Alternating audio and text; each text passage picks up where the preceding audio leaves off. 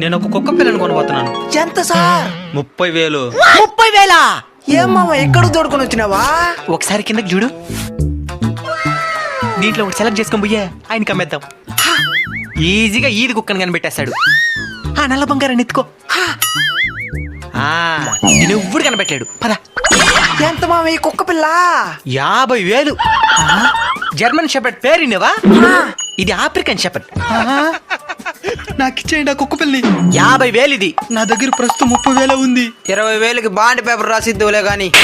10,000 ఏంటి చాలు. మిగతా 20,000 దీన్ని బాగా పెంచండి. ఆఫ్రికన్ చెప్పండి. ఏమైనా నా బిడ్డతో బేరలాడుతున్నారా? మీతో ఒక నిమిషం మాట్లాడాలి. రండి. పోదాం పద. మీరు ఇప్పుడు మీ బిడ్డని త్యాగం చేస్తే వాడికి బంగారు భవిష్యత్తు ఏర్పడుతుంది. సరే మీ ఇష్టం.